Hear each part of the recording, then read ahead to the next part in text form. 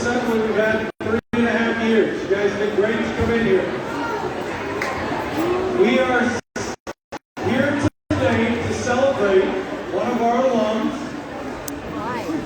who has done amazing things out in the world, specifically as the president of the Seattle Seahawks.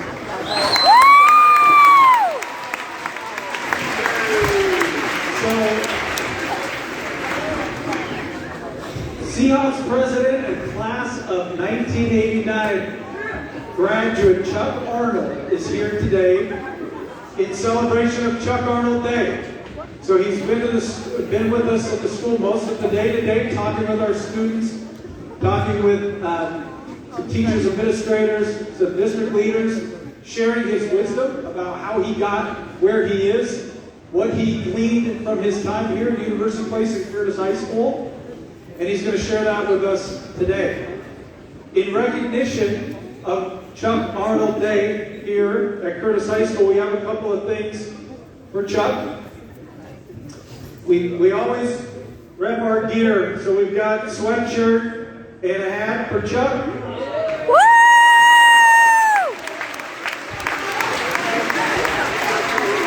We've got a couple of biking chips and a pen.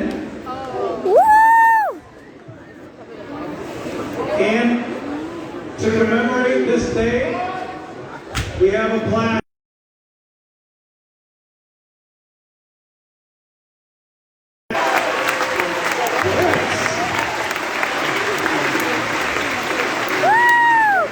Thank you so much for coming back and sharing some time with our students.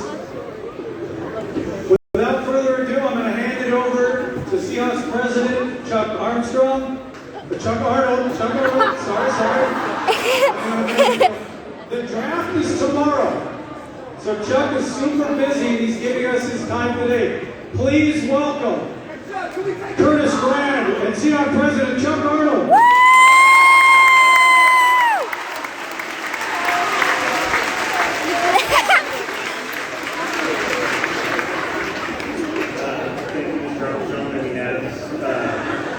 Very thoughtful. Thank the entire staff. Thank all of you students. First assembly in 3 years, is what I've been told. So welcome to the gym all together for the first time in 3 years. Pretty cool accomplishment. Did you see how I didn't even flinch when Wentz fired that thing off behind me? No t-shirt gun. Fired it off and tried to scare the heck out of people, but I've been fortunate to learn my lesson there. So driving in here today was interesting. I haven't driven through UP in a long time, so I went by my old house. I drove past the school down Robin Road. The mailbox there that I hit when I was 16 years old. That I had to go back, dig a hole, pour the concrete, put a pipe in, and it's still standing 35 years later. So that was good work.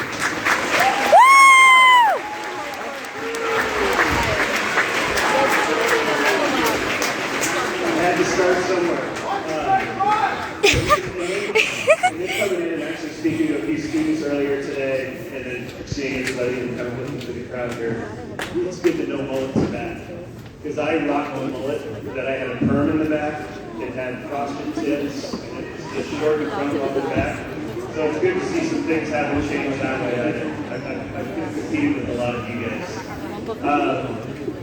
Really cool, and I kind of follow from afar, but congratulations to the basketball team on the state championship. Congratulations to the swim team on the state championship.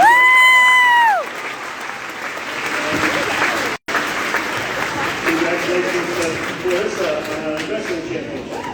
So, good stuff.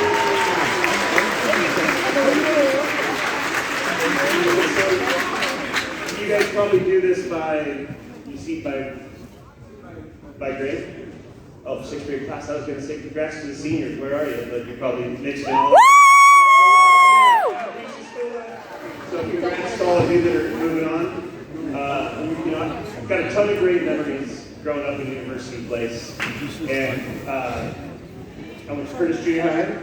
I went to Curtis High School. And you guys will, I hope you realize it now, but you'll realize it later in life as well, what a special place this is. There's not a lot of high schools that are the only school in the district. There's not a lot of high schools that have the community support that Curtis gets.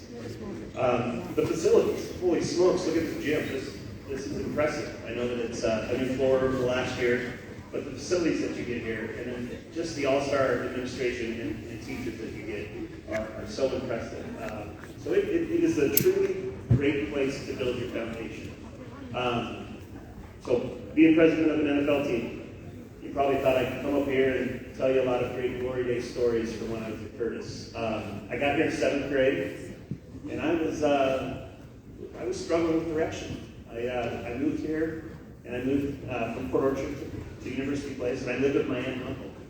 I lived with my aunt and uncle for about 3 years before I moved in with my father, who was a single parent.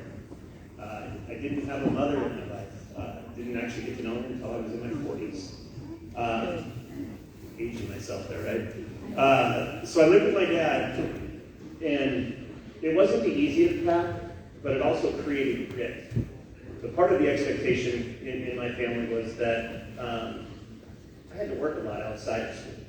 I had multiple jobs, and athletics were not necessarily popular or part of my family home. But I loved to play everything. I was a fan of all sports. And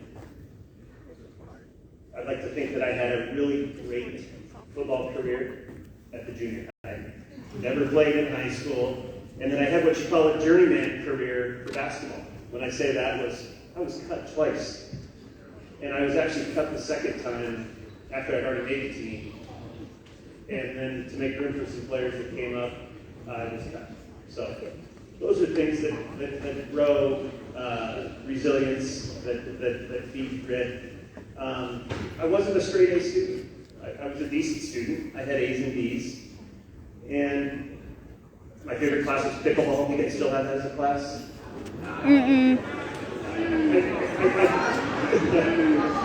Perfect. That is my favorite class.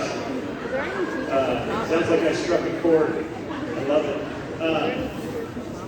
So I wasn't a stud athlete. I wasn't a straight A student. But what I do know is that the teachers at Curtis supported me, got to know me, and helped set that foundation for the next step, which I went on to Washington State University. Any coots in the house? There you go. Good. People are going in. Hold on, I know one. Beasley, where are you? Yeah. He said any coots in the house. So off to WSU I went, and I could tell you lots of good stories about the 4.5 years that I was there. I took an extra half a year to make sure I had a good time. But at the end of my time in college, I had to do an internship to earn my degree. And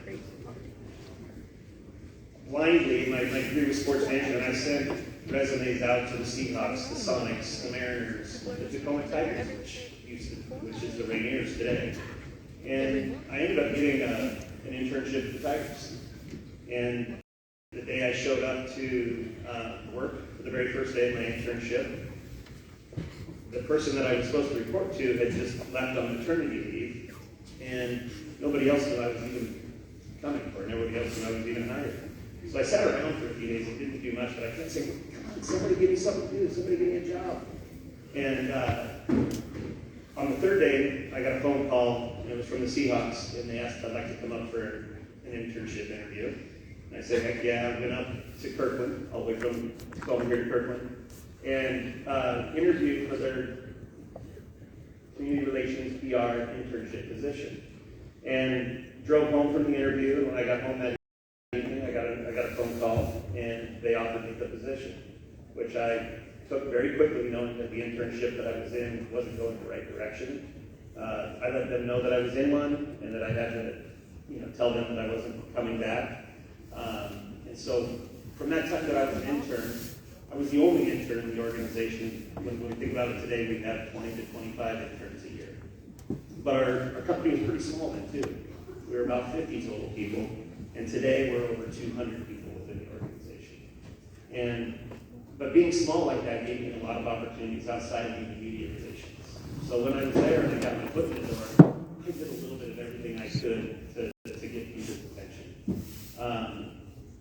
And then as my internship went through, it ended at the end of the semester, and it was close to summertime. And training camp was going to happen, and they asked if I'd like to stick around and work training camp for the year. I wanted to keep my foot in the door, and I think I'd proven enough as an intern that I got to work really hard. So training camp, I got to do the really glamorous things like pick guys up from the airport, drive guys to doctor's appointments, hold yard markers at practice, fill up ice buckets, all those really intense jobs. But through all of that, they kept me around for the entire season that year. And I can remember, they said, we'll keep you through the season. I got through the end of the season, and as an intern, I got to travel for the very first time on a road trip, and we were in Cleveland, and it was Christmas Eve in Cleveland, and this is in their old stadium. It was a mistake by the lake. And let you go, appreciate the story. And my job then, the only reason I got to travel is because they gave me a job to do it. And my job then was to go from our sideline across the back of the end zone and behind the Browns bench. And then behind the Browns bench, there was a dugout where I got to pull off some paper. And there was a photo of the formations of the plays. And then from there, I'd have to run it back all the way to our sideline and give it to the special teams coach or the offensive coordinator, defensive coordinator. And I started to do this, and I was in a huge coat and just, so I looked like a Stay Puft Marshmallow, and I was so cold I had big pants on, big coat on. But people started just cheering every time I ran back and forth to the end zone. And I was like, what the heck is going on here? And so after a couple times of doing that cheering, I noticed that their mascot was chasing me every time I would do this and run back and forth. So it became like this, almost like this little side spectacle of the game where people were watching me get chased because they were watching the game. And then it was what they called dog pound. They started throwing dog bones and milk bones at me. And that even became, I guess, more funny and more impressive for the crowd. But eventually, it worked out. It worked out okay. So through my internship, and then on to working training camp, and then on to working the season, I was hoping to continue to stay on, and I was doing everything I could to stay on. But then, I did this earlier in the class, and not one single person did. But you remember the Kingdom? Anybody remember the Kingdom? There we go. So there's a few of you. I know the teachers and stuff would remember that. So the ceiling tiles fell on the Kingdom, and they said, hey, do you want to stay and help us? This was like the following season. And I had to move people from the Kingdom to Husky Stadium and do it within about 2 weeks. And the work that it took to do that, I kind of earned that opportunity to get the chance to help out even more, and was raising my hand. And I'm looking at my timer, I'm doing a slow story, and I've got 9 minutes left before you guys got to get the heck out. Not yet.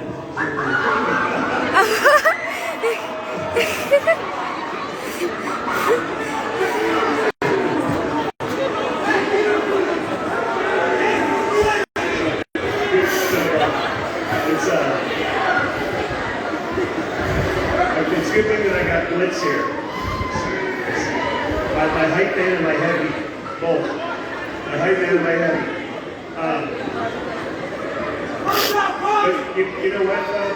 It's not the first time I've been asked that question, so it's a good one. But from the time that I was working from an intern to being hired part-time to then being able to help the transition to the Kingdom to Husky Stadium, I kind of started to feel my groove. I started to feel like I was becoming valuable in the organization. I had helped out so many different areas of the organization. I could speak their language. And the nice part about that is I was kind of accepted. I found ways to fit in across the entire organization. So I made it really difficult for them to get rid of me. So I looked back and I started to then, work forward on my career. And I was like, what are the things that kind of got me? And this is where I get to be the dad, because I have a couple high school students, a senior and a freshman in high school, and I'm always kind of teaching lessons. But when I kind of look back at my time at the Seahawks when I first started out early, there was 3 key principles that were really important. And one of them was to always be yourself. Don't try to be someone you're not, because people see right through that. That's extremely important. The other is, anytime something came up, I was always the first person to raise my hand and say yes to opportunities. So that's important for you guys to just keep your eyes open and stay alert and know when those opportunities are there for you to say yes. Don't be afraid to try things you don't know how to do. If you do ask questions, get help, those type of things. But the last one on this one is just be brilliant at the basics. And when I say be brilliant at the basics, is when I talk about filling water jugs, or I talk about driving guys to the airport and those things, I did that better than anybody else could drive a car. I did that better than anybody else could fill a ballast bucket. And I made sure that that was noticed. Because then what's happened is people started to trust me that I could get a job done. And when I could get a job done, I got more difficult jobs. I started to get more responsibility and the opportunity to do more. So that was the important part about the first part of my career. And I'm gonna fast forward this through lots of it now, because now I get hired full time. And I get a chance to start growing. We have a new owner in our organization in Fall Out, and then all of a sudden we get a new stadium, which is moving field now. It's gone through a couple of names through the transition. But I get the chance to start to lead different departments throughout the organization over time. And as a president just for the last 4 years, and I was COO for 5 years before that, and then a vice president before that, and a director before that, and it kind of worked up through my career now. But over these last 4 years, I've even learned a lot to add on to those lessons that I've learned as getting started. Is in my first year as president, our owner Paul Allen passed away shortly after I became president. So we had to look at how we get through that challenge, which I like to call an opportunity. Second, the pandemic happened. That was the second year of my presidency. Then we had social unrest in our country and across the world. And then all of a sudden, this year, what did we do? Oh, come on. We got rid of Russell Wilson. I was teeing you up there. So look, you can imagine all of these difficult things through the process of the last 4 years. And there's been moves that have been popular. There's been moves that have been unpopular. And we've always kind of stuck to some key philosophies as we go through this. One is that we're great communicators in our organization, and that's what helps build a good culture. And when I say great communicators, you guys do that. You guys have some success on the court here. You had success in the pool. Part of that then is collaboration. You're a good teammate. You collaborate. And the last one is measure. Every one of you guys can challenge yourselves on a daily basis to measure something. Talked to a group of students earlier today, and they talked about grades, they talked about the time they get up, how fast they drive. Everything has something that's measurable. And what measuring does, it allows you to get better.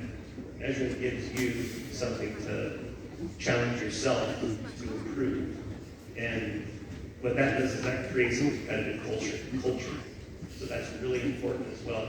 And a competitive culture doesn't have to be you against someone else. A competitive culture can be you talking to yourself. Challenge yourself to get better on a daily basis. So when we look through all of that, I'm entering my 29th year. This is my 29th year at the Seahawks, and I like to call it the 29th season. And so I've got a chance to do a little bit of everything through it. And the fun part is I don't call plays. I didn't actually pull the trigger on the trade for Russell Wilson.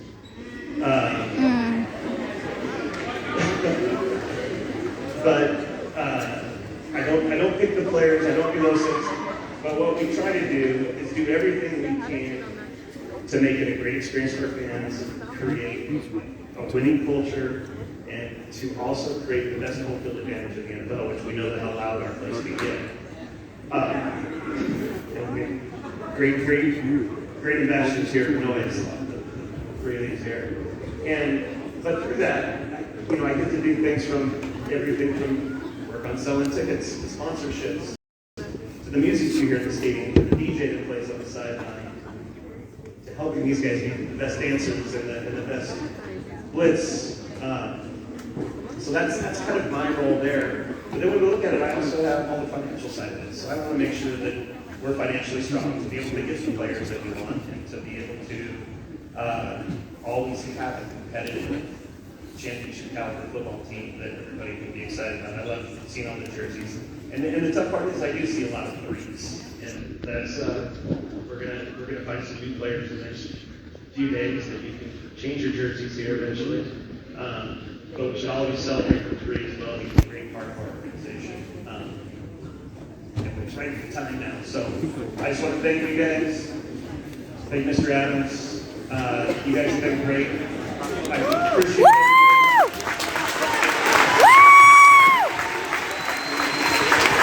Thank you, Chuck Arnold. And before we go, we'll do the Seahawks, just a sec. In recognition of the excellence that Chuck represents as a Curtis grad, yesterday, U.S. News and World Report